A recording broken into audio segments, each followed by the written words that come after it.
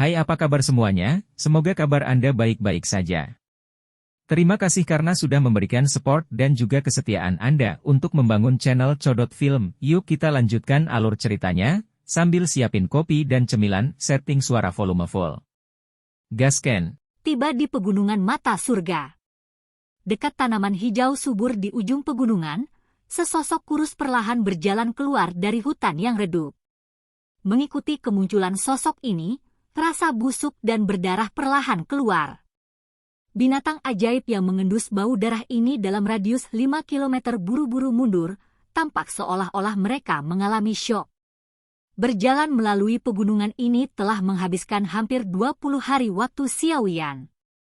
Dia juga berkemah di alam liar selama 20 hari. Meski terbilang cukup alot, namun hutan yang luas ini memang tempat yang bagus untuk mengasah seseorang. Saat ini, penampilan Xiaoyan agak menyedihkan dengan darah dari berbagai magical beast berserakan di pakaian dan rambutnya. Dia tampak seperti orang barbar. Perasaan berbahaya sebelumnya tentang dia pada dasarnya telah menghilang pada saat ini. Namun, ketika matanya yang hitam pekat terangkat, orang yang sensitif akan dapat merasakan bahwa perasaan bahaya tidak benar-benar hilang. Sebaliknya, itu disembunyikan di dalam tulang Xiaoyan. Penampilan seseorang yang terlihat tidak mencolok di permukaan tetapi memancarkan perasaan berbahaya dari tulang mereka benar-benar berbahaya karena mereka melakukan pukulan fatal ketika seseorang tidak menduganya. Xiaoyan berdiri di tepi pegunungan dan melihat ke jalan besar di bawah puncak gunung. Setelah melihat kerumunan orang yang berisik datang dan pergi di jalan, Xiaoyan tanpa sadar merasa linglung. Pelatihan memang hal yang sepi dan membosankan. Jika seseorang ingin menjadi ahli yang dihormati oleh orang lain, kerja keras yang harus dilakukan dan kesepian yang harus ditanggung seseorang adalah sesuatu yang sulit dibayangkan oleh orang biasa. Logika ini adalah sesuatu yang dipahami Xiaoyan sejak dia meninggalkan kota Wutan saat itu. Sekarang, pemahamannya tentang logika ini jauh lebih dalam dari sebelumnya karena dia pernah mengalami perasaan seperti itu selama bertahun-tahun pelatihan. Xiaoyan menghela napas dalam-dalam. Jarinya mengusap titik di antara alisnya. Karena pelatihannya selama periode ini menjadi seperti kebiasaan, avatar di laut spiritualnya terus-menerus menerima penyempurnaan flame hati yang jatuh. Meskipun ini adalah beban besar bagi Xiaoyan, untungnya dia adalah seorang alkemis, terampil dalam cara mengurangi kelelahan. Karenanya, dia bisa terbiasa dengan kelelahan ini. Gelombang energi dari pegunungan mata surga seharusnya akan segera dimulai. Namun untungnya tempat ini tidak jauh dari lokasi tersebut. Dengan kecepatanku, aku seharusnya bisa mencapainya dalam waktu setengah hari. Xiaoyan mengeluarkan peta dari cincin penyimpanannya dan mempelajarinya dengan cermat. Setelah itu, pandangannya melihat ke langit utara saat dia bergumam pada dirinya sendiri. Punggungnya bergetar dan sepasang sayap api hijau giok perlahan terentang. Xiaoyan menjadi jauh lebih berhati-hati setelah mengetahui bahwa sayap tulangnya milik yang disebut suku Heaven Demon Phoenix. Kekuatan suku Heaven Demon Phoenix pasti lebih kuat dari Wind Lightning Pavilion. Dia tidak ingin mengundang masalah seperti itu saat ini. Oleh karena itu, dia hanya akan menggunakan sayap tulang pada saat-saat kritis. Meskipun kecepatannya akan sangat berkurang sebagai hasilnya, dia hanya bisa menahannya untuk melindungi nyawa kecilnya ini. Lagi pula, siapa yang tahu saat itu bahwa mayat magical beast sialan itu akan mengundang begitu banyak masalah. Jari kaki Xiaoyan ditekan di tanah setelah sayap api menyebar. Dia segera bangkit, dan dengan suara, swoosh, dia berubah menjadi sosok api hijau giok yang melesat menuju langit utara. The Heaven Eye Mountain Range cukup terkenal di seluruh wilayah utara Central Plains. Alasan paling penting adalah karena kolam darah gunung surga yang muncul setiap 3 tahun sekali. Efek ajaib memiliki daya pikat yang besar bagi kebanyakan orang. Ini pasti mengapa mayoritas orang ada di sini. Kebanyakan dari mereka berasal dari generasi muda karena efek ajaib dari mengubah tulang seseorang dan membantu terobosan seseorang yang dimiliki oleh kumpulan darah, memiliki efek yang lebih besar pada generasi muda. Tentu saja, untuk merawat beberapa anak muda yang luar biasa dari dalam faksi seseorang, beberapa faksi besar memperhatikan pool blood pool. Ada kesenjangan yang sangat besar antara kelas Do Huang dan Do Zong. Di Central Plains, seorang ahli Do Huang memang bisa disebut orang yang kuat. Namun, hanya dengan menjadi seorang elit Do Zong seseorang akan benar-benar menerima perlakuan sebagai orang yang kuat. Jika Do Huang dianggap sebagai kekuatan inti klan, Do Zong dianggap sebagai kekuatan utama mereka. Selama klan memiliki seorang elit Do Zong, reputasi dan pengaruhnya secara alami akan jauh melebihi klan lain yang memiliki 10 Do Huang tanpa satupun Do Zong. Ini adalah pengaruh dari Do Zong.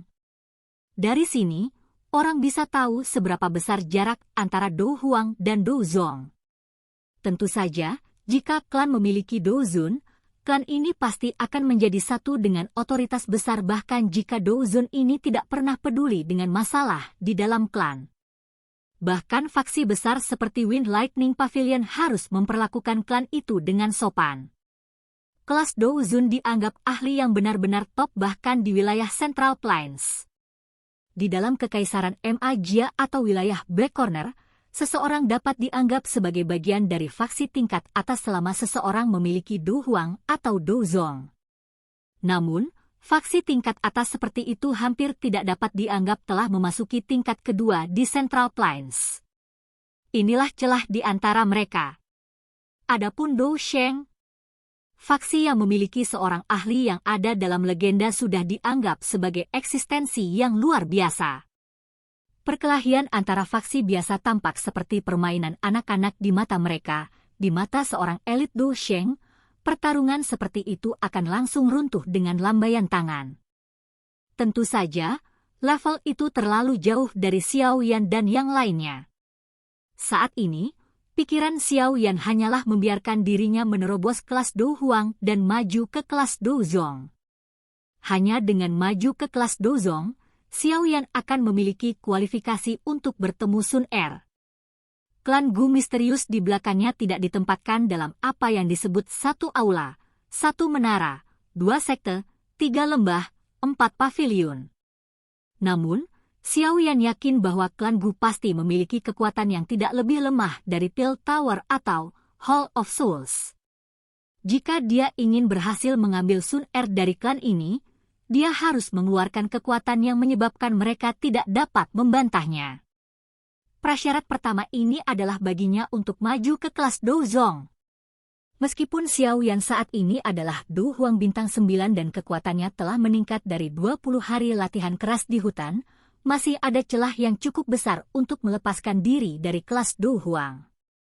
Bintang Do Huang 9 mungkin hanya memiliki jarak 1 bintang dengan Do Zong, tetapi bintang yang satu ini cukup untuk menyebabkan tak terhitung banyaknya individu luar biasa berhenti di level ini selamanya, sampai mereka mati. Itulah mengapa efek ajaib dari Heaven Mountain Blood Pool yang membantu terobosan seseorang diperbesar tanpa henti.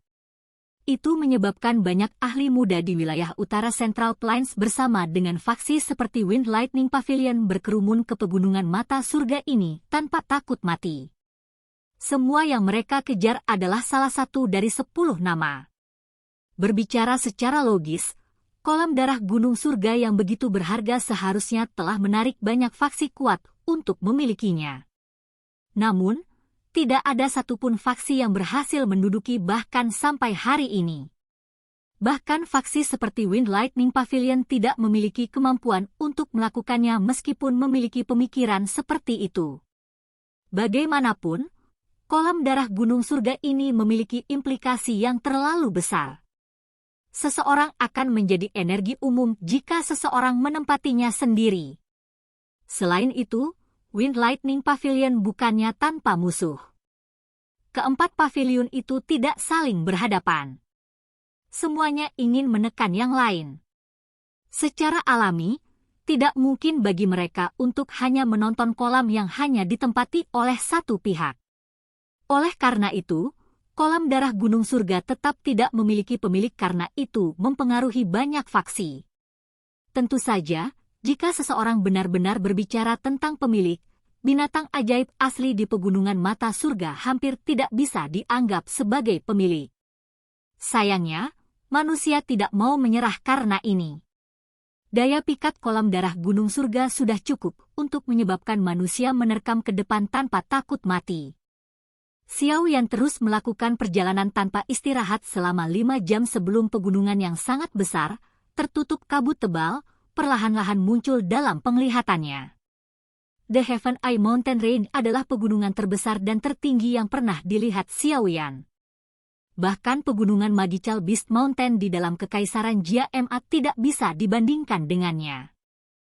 Kabut tebal menutupi sebagian besar pegunungan, menyebabkan seseorang sulit melihat apa yang ada di sana. Selain itu, kabut sepertinya mengandung energi yang sangat kuat. Bahkan Xiao Yan tanpa sadar merasakan hatinya menjadi khawatir di bawah energi dalam jumlah besar ini. Pantas saja tidak ada yang berani terbang dari langit. Rute di langit adalah jalan buntu. Xiao Yan berdiri tinggi di udara dan menatap titik masuk pegunungan di bawah. Kepalanya tanpa sadar berubah sedikit mati rasa ketika dia melihat lautan hitam pekat orang-orang di bawah. Meskipun Xiao Yan tahu bahwa daya pikat dari kolam darah Gunung Surga ini pasti cukup hebat, dia masih merasa terkejut saat melihat lautan manusia yang begitu besar. Tingkat kesulitan mendapatkan 10 titik menyedihkan dari orang-orang ini sungguh luar biasa. Xiao Yan tertawa getir. Dia memilih tempat sepi sebelum mendarat. Setelah itu, dia melompat menuruni puncak gunung dan muncul di puncak pohon di pegunungan mata surga dalam beberapa kilatan. Tatapannya menyapu dan menemukan bahwa cukup banyak orang yang duduk bersila di puncak pohon di sekelilingnya. Pegunungan mata surga tertutup awan sepanjang tahun. Selain itu, ada banyak magical beast yang kuat di dalamnya. Makanya, hanya ada 3 titik masuk yang aman. Lokasi di mana Xiao Yan berada adalah salah satunya. Namun, pintu masuk itu ditempati oleh lautan manusia. Xiao Yan menghela nafas di hadapan pemandangan yang luas ini ketika teriakan burung bangau yang jelas dan keras tiba-tiba bergema dari langit yang jauh. Segera, itu menarik semua pandangan di sekitarnya. Mata Xiao Yan juga melihat ke atas. Dia bisa melihat bangau besar warna-warni mengepakkan sayapnya saat terbang dengan cepat menuju pegunungan Heaven Eye. Sinar matahari mendarat di bulu warna-warni, memantulkan kilau cemerlang yang luar biasa indah. 7 bangau jiwa berwarna? Bukankah ini perjalanan Nona Feng dari Wind Lightning Pavilion? Banyak suara kaget segera terdengar ketika semua orang melihat derek besar berwarna-warni. Xiao Yan terkejut saat mendengar ini. Dia segera mengerutkan kening. Itu adalah pavilion petir angin lagi. Silahkan pergi ke. Oke guys, jangan lupa like, comment, share, and subscribe di channel Codot Film. See you next video, peace out and bye-bye.